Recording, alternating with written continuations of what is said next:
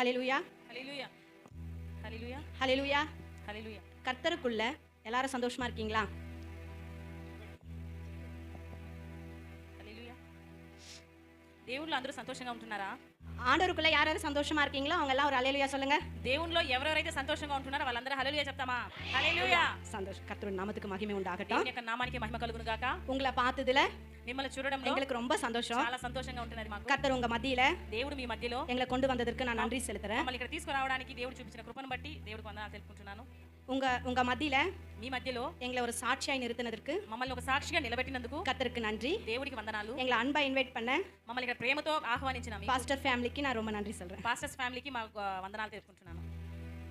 என் வாழ்க்கையில నా యొక్క జీవితంలో ஆண்டவரை దేవుణ్ణి எப்படி தெரிஞ்சுக்கினேன், ఎలా తెలుసుకున్నాను అంటే எந்த இடத்துல நான் தெரிஞ்சுக்கினேன், ఎలాంటి ప్రాంతంలో నేను తెలుసుకున్నాను అంటే எப்படி ரட்சிக்கப்பட்டேன் ఎలా రక్షణలోకి నేను వచ్చాను అంటే அப்படின்றத అలా నేను உங்க மத்தியில మీ మధ్యలో நான் பகிர்ந்துக்க ஆசைப்படுறேன். మీ మధ్యలో నేను పంచుకోవడానికి ఆశపడుతూ ఉంటాను. கர்த்தருக்கு நன்றி. దేవునికి మహిమ కలుగును గాక. நாங்க ஒரு பயங்கரமான இந்து ஃபேமிலி. మేము ఒక భయంకరమైన హిందూ ఫ్యామిలీ మాది. எங்க பேக்ரவுண்ட் ஃபுல் இந்து. మా బ్యాక్గ్రౌండ్ ఫుల్ గా మేము హిందూస్. ஆண்டவரை பத்தி தெரிஞ்சுக்கிறதான ஒரு வாய்ப்பு இல்லாத ஒரு ஃபேமிலி. దేవుని గురించి తెలుసుకోలేని పరిస్థితిలో ఉన్న ఫ్యామిలీ మాది. அந்த மாதிரி ஒரு இந்து குடும்பத்தை சேர்ந்தவ అలాంటి హిందూ ఫ్యామిలీకి చెందిన నేను எங்க ரிலேஷன் ஆன்ட்டி ஒருத்தர், మా రిలేషన్ లో ఉంటున్న ఒక ఆంటీ ద్వారా அவங்க மட்டும் தான் கிறிஸ்டியன். వాళ్ళు మాత్రమే క్రిస్టియన్. அவங்க கூட அதுல பாதியும் இதுல பாதியும் இருக்குவாங்க. ఆమె ఎలా ఉండేదంటే కొంచెం హిందూలో ఉండేది సగము సగము క్రిస్టియన్ గా ఉండేది. சர்ச்சுக்கு வந்து ரெகுலரா போக மாட்டாங்க. చర్చికి రెగ్యులర్ గా ఆమె వెళ్ళదు. எப்பயாவது ஒரு டைம், ఎప్పుడో ఒక రోజుకి వెళ్ళేది. அப்பெல்லாம் அவங்க எப்பெல்லாம் போறாங்களோ వాళ్ళు ఎప్పుడైతే వెళ్తారో அப்பெல்லாம் என்ன வந்து అప్పుడు నన్ను పిలుచుకొని, நான் ரொம்ப சின்ன వయசு నాకు చాలా చిన్న వయసు అప్పుడు, என்ன வந்து கன்வைஸ் பண்ணுவாங்க. నన్ను వచ్చి బతిమాలేవారు. உனக்கு ரசகுல்லா வாங்கி தரேன், ஸ்வீட் வாங்கி தரேன், నీకు రసగుల్లా తీస్తాను, స్వీట్ తీస్తాను, రా చర్చికి நீ పోదాం, சர்ச்சுக்கு போலாம் வா, మనం చర్చికి పోదాం రా అని చెప్పి పిలుచుకెళ్ళి நைஸ் பண்ணுவாங்க. నైస్ గా తీసుకెళ్ళేవారు. எங்க வீட்ல விட மாட்டாங்க. మా ఇంట్లో వదలరండి. எங்க சித்தப்பா మా చిన్నాన్న பயங்கர ஸ்ட்ரிக்ட், చాలా స్ట్రిక్ట్ అంట. எங்க விட மாட்டாங்க. ఎక్కడ వదలరంట. நான் எப்படியாவது யாருக்கும் தெரியாத నేను ఎలాగైనా ఎవరికి எங்க ஆண்டி கூட சர்ச்சுக்கு போக ஆரம்பிச்சேன். మా ఆంటీతో నేను చర్చికి వెళ్ళడం ప్రారంభించాను. நான் முதல்ல கால் எடுத்து வச்சது నేను మొట్టమొదటిగా కాల్ తీసి పెట్టింది என் ரட்சிப்புக்கு அடித்தளமே నా రక్షిపుకి అడియాలం ఏదంటే சண்டே ஸ்கூல் సండే స్కూల్ అంట. And VBS. ఆ విబిఎస్ அதுல போக போகத்தான் అందులో వెళ్ళంగా వెళ్ళంగా நான் கர்த்தரை பத்தி தெரிஞ்சுக்க నేను ஆரம்பிச்சேன். దేవుని గురించి తెలుసుకున్నాను. ஆண்டவரை நேசிக்க ஆரம்பிச்சேன். దేవుని ప్రేమించడం నేర్చుకున్నాను. நான் சின்ன வயசுல இருந்து నా చిన్న వయసు నుంచి +2 முடிச்சு +2 వరకు நான்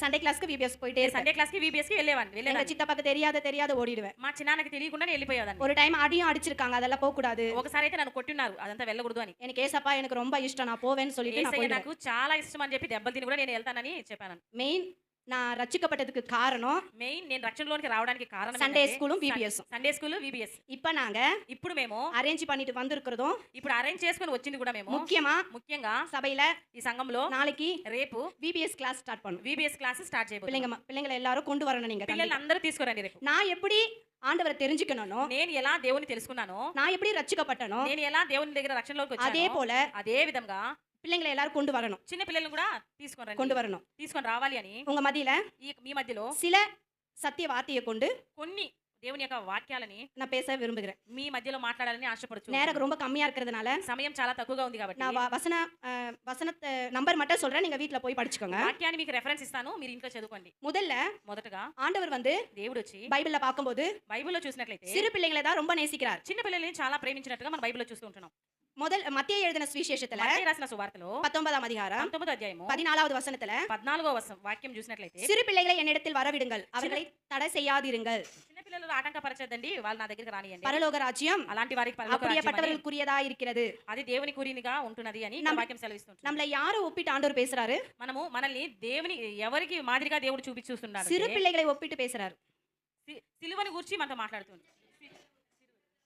చిన్న పిల్లల గురించి మనతో మాట్లాడుతూ ఉంటున్నాడు. ஏன் ஆண்டவர் வந்துட்டு சிறு பிள்ளைகளை அவ்வளவு நேசிக்கணும்? ఎందుకు చిన్న పిల్లల్ని అంతగా ప్రేమించాలి? அவங்களுக்குள்ள அப்படியேப்பட்ட ஒரு குணாதிசயம் இருக்குது. వాళ్ళలో చిన్న పిల్లలలో అలాంటి మనస్తత్వం ఉంటున్నది. நம்ம கிட்ட அந்த குணம் கிடையாது. మనకి మన యొక్క స్వభావం మనకు తెలియదు. என்ன குணம்னா ఏంటంటే கள்ள கபட இல்லாத குணம். వాళ్ళకి ఎలాంటి కళ్ళ కపటం ఉండదు చిన్న పిల్లల్లో. இப்ப நம்ம பெரியவங்க பிரச்சனை பண்ணிக்கணும்னா పెద్దవాళ్ళు మనము గొడవలు వేసుకున్నాం కూడా நமக்கு வைராகியம், பகை, கோபம், எரிச்சல் எல்லாம் வரும். మనలో వైరాగ్యము, కోపము, పగ ఇవి మనలో ఉంటది. ஒருத்தருக்கு ஒருத்தர் பேசிக்க மாட்டோம். ఒకరికొకరు మనం మాట్లాడుకోము కానీ அதே சின்ன பிள்ளைங்கள நீங்க அடிச்சாலும் திட்டினாலும் மறுபடியும் ஓடி வந்து பேசும். అదే చిన్న పిల్లలు మనం కొట్టినా తిట్టినా కూడా తొందరగా వాళ్ళు వచ్చి మన దగ్గరికి அவங்களுக்கு பகையும் கோபமும் எரிச்சலும் தெரியாது. వాళ్ళకి పగ కోపము వాళ్ళకి చిన్న పిల్లలకి తెలియదు. அதுதான் கள்ள கபட இல்லாத குணம். అందుకే వాళ్ళ కళ్ళ కపటం లేని హృదయం అని அந்த மாதிரி தான் நம்ம கூட இருக்கணும். அப்படியாப்பட்டவங்களுக்கு தான் பரலோக ராஜ்யத்துல பிரவேசிக்க முடியும். అలాంటి వారిగా మనము ఉండాలి. అలాంటి వారికి మాత్రమే పరలోక రాజ్యం అని దేవుడు వాక్యం సెలవిస్తూ ఉంటాడు. அப்ப சிறு பிள்ளைங்கள అక్కడ చిన్న ஆண்டவர் పిల్లలు எவ்வளவு நேசிக்கிறாரு. ఎంతగా ప్రేమిస్తున్నారు. அவங்க ஆண்டவர் சொல்றாரு என்னிடத்துல வரதுக்கு தடை பண்ணாம இருங்க. చిన్న పిల్లలని నా దగ్గరికి రావడానికి ఆటంకపరచొద్దండి అని వాక్యం సెలవిస్తూ ఉంటున్నది. அப்போ நம்ம எல்லாரும் என்ன பண்ணணும்? మనం అప్పుడు ఏం చేయాలంటే குழந்தைங்களை வந்துட்டு చిన్న పిల్లలని சபைக்கு ஃபர்ஸ்ட் கொண்டு வரணும். సంఘానికి మొట్టమొదటిగా మనము తీసుకొని రావాలి. கம்பல்சரி சண்டே கிளாஸ் நடக்கணும். ఖచ్చితంగా సండే క్లాస్ మనము నడిపించాలి. விபிஎஸ் நடக்கணும். విబిఎస్ కూడా మనము నడిపించాలి. பாருங்க நீதிமொழிகள் 1ஆம் அதிகாரத்துல అదే విధంగా సామెతల గ్రంథం చూసినట్లయితే கர்த்தருக்கு பயப்படுதலே ஞானத்தின் ஆரம்பம். 1వ అధ్యాయములో చూసినట్లయితే ஃபர்ஸ்ட் கர்த்தருக்கு நம்ம பயப்படும் போது நெக்ஸ்ட் நமக்கு என்ன வருது?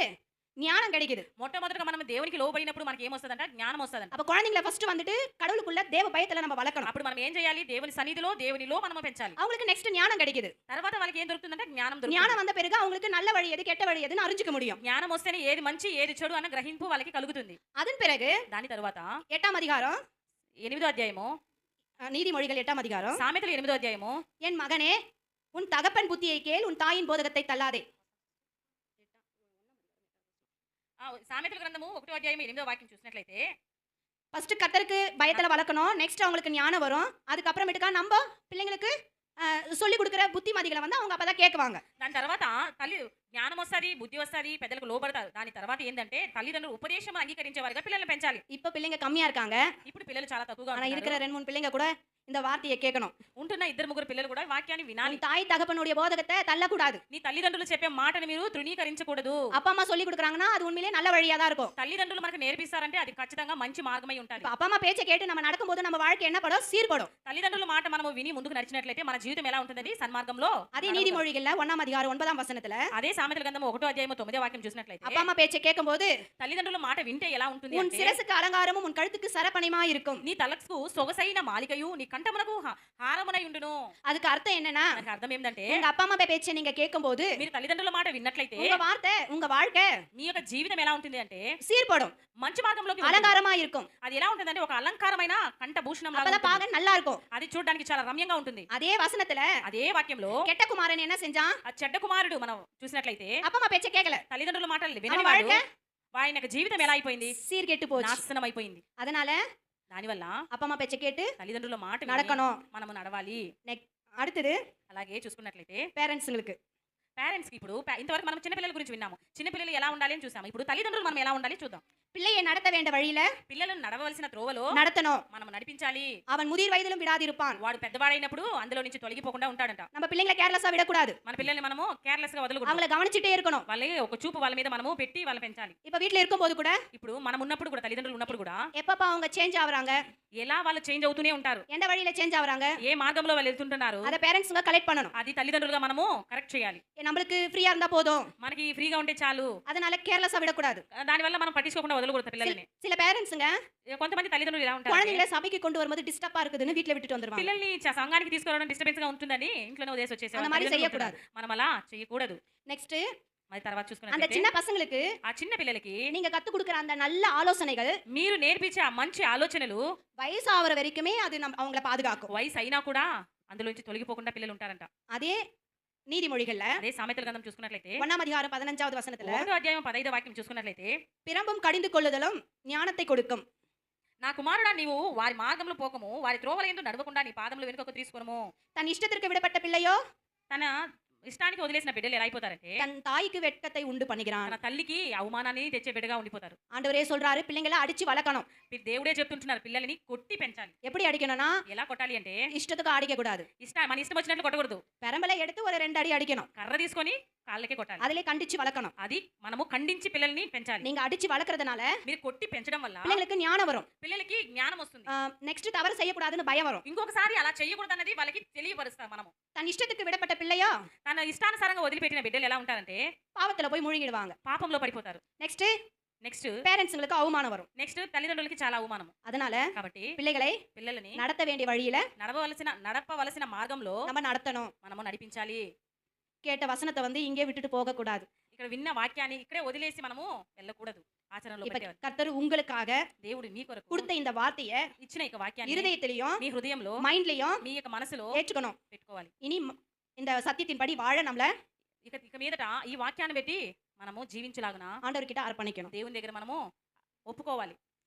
கர்த்தருடைய நாமத்துக்கு மகிமை உண்டாகட்டும். దేవుని యొక్క నామానికి మహిమ కలుగును గాక. ஆண்டவர் உங்க மத்தியில దేవుడు మీ యొక్క మధ్యలో இந்த சிறு வார்த்தையை பேச ఇక చిన్న వాక్యాన్ని మీతో పంచుకోవడం கிருபை செய்தாரு. దేవుడు ఇచ్చిన ఈ అవకాశం బట్టి దేవుడికి கர்த்தருக்கு நான் వందనాలు நன்றி செலுத்துறேன். దేవుడికి వందనాలు తెలుపుతున్నాను. ఆమేన్.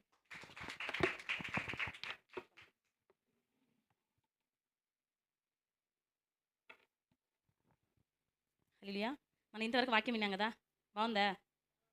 మనం ఎలా పెంచాలంట పిల్లలని? నడవలసిన త్రోవులవన్నీ చక్కగా నడిపించాలి. ఆ మార్గంలో పిల్లలకి కోపం రేపకుండా మనము చేయాలి. ఓకే, ఈ యొక్క వాక్యం ఫలించలాగా మనం ప్రార్థన చేసుకుందామా? ఒక నిమిషం. స్తోత్రం స్తోత్రం స్తోత్రం స్తోత్రం. మహాగణుడు మహోన్నతుడు సర్వాధికారి అయిన నా దేవా, సృష్టికర్త అయిన నా దేవా, అయ్యా నీకు పాదాలను బట్టి ప్రార్థన చేయడానికి ఇట్టి అవకాశాన్ని ధన్యతను మీరు మాకు అనుగ్రహించిన విధానాన్ని బట్టి నీకు స్తోత్రాలు తండ్రి. తండ్రి నైనా దేనికి పనికిరాని మమ్మల్ని దేవా మీరు ఎంతగానో ప్రేమించినైనా మీ యొక్క వాక్యం ద్వారానైనా మా హృదయాలలో దేవానైనా క్రియ జరిగిస్తున్నందుకు నీకు స్తోత్రం అయ్యా. అయ్యా ఇది నీరు కట్టి ఫలించలాగా మీరు అభిషేకించు దేవా అని వేడుకుంటున్నాం తండ్రి. అదేవిధంగా తండ్రి చెప్పబోతున్నా మాట్లాడబోతున్నా నాకు దేవనైనా మంచి జ్ఞానాన్ని దయచేయండి, మీ యొక్క నడిపింపును నాకు దయచేయండి దేవా అని వేడుకుంటున్నాం తండ్రి. దేనికి పనికిరాని పెంటకుప్పలు పడి ఉంటున్న నన్ను నైనా మీరు వాడుకుంటున్న ఇక పాత్రగా వాడుకుంటున్న విధానాన్ని బట్టి నీకు స్తోత్రాలు. ఈ అవకాశం ఇచ్చినందుకు నీకు కృతజ్ఞతలు.